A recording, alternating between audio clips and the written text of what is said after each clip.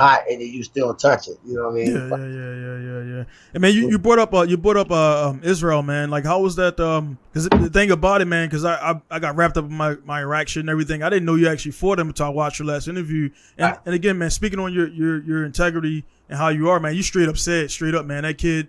You knew it that guy was on a whole different stratosphere, man. It was the first time in my life, you know, when I fought Israel, you know, I don't know. I took the fight for the money, first of all. Right. I didn't even do research on Israel. I didn't look him up.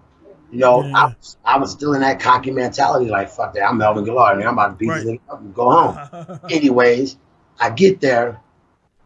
I didn't even have to cut weight, but he's sucked out dry. So I'm sizing up like, oh man, I got this. Right. I'm gonna tell you how that shit fucking like your mind can fuck you really quick. The next night I see him, I'm like, what the fuck? That dude, bro, he was tall. He's already taller than me. He's like 6'6". He was tall, but he was filled out, right? This motherfucker was huge. It's how guys see me when I'm a 55er, and then they see me the next night, right? I've never been in a situation where I was on the other end of that until that night. So anyways, when I took him down in that single leg and he literally just stood up on one leg and just sat over me. And that moment, I knew I was beat. So before I got myself hurt, I did the smartest thing I could. I tapped.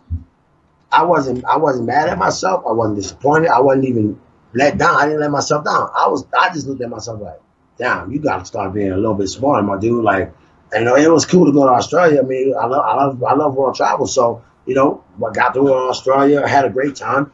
But, man, the most humbling part of that whole story was when I walked in the back, Israel was damn near in tears. He was like, man, I look up to you, bro. I've been watching you fight for years since I was in school. He's like, bro, you're one of my favorite fighters. In that moment, bro, that ass whooping I took didn't even bother me. I was like, you know what? I looked at Israel and I said, you know what, my man? I'm gonna be honest with you. You will be the next middleweight champion. And was I right? Yeah, you were 100% right, man. Say something about me, man. I know a fighter. I know if you got it in you. I know when you got potential. You know, me being on teams with John Jones, you know, all those years. John's a phenom, bro. The dude's a fucking bro. John, he takes it to a whole nother level. You know what I'm saying? And I've always taken it to a whole nother level. But being around other guys in the same gym, you know, Rashad, John at a point, you know, John Dodson, Cowboy Cerrone, Lenny Garcia.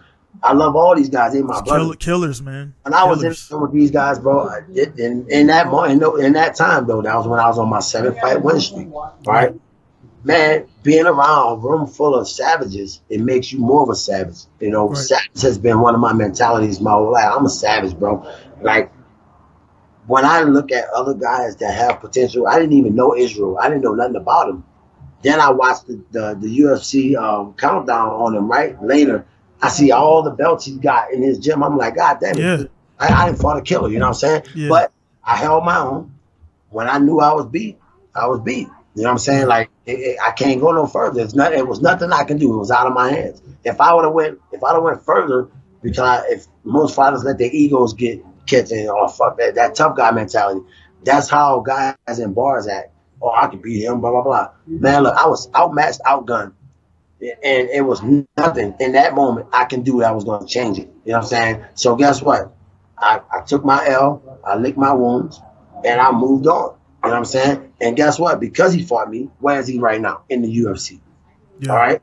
The Russian guy who knocked me out in China, only time I ever been KO'd in 21 years, he knocked me out. Guess where I see him next? In the UFC. I'm not mad at that. You know what I'm saying? Everybody has their time. Everybody has their moment. I had my 7-fight win streak. I didn't even get a title shot. You know what I'm saying? Right. It's okay. So nobody can never come to me and be like, oh, well, you never was a UFC champion. Well, I was never given the offer to be one. You know what I'm saying? And I love Dana, man. Dana's been great to me. But I was never given that phone call, hey, you wanna fight for the title?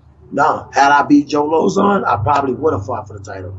But that was my mistake. You know what I'm saying? I was too riled up.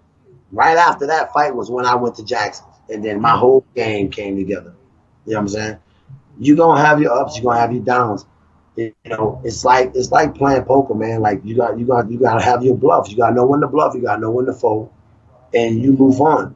You know, if you look at all the great champions, no great champion has been undefeated. Not in K1, not in boxing. I mean, other than Floyd. Floyd's one of my good friends. I love Floyd. Right. But at the same time, Floyd's a businessman. He was smart. But when you really look at a lot of great champions in kickboxing, MMA, we've all taken our L's. But what people don't understand, I have exactly 186 victories. I have a watch for every fight I've ever won since I've been in MMA, right?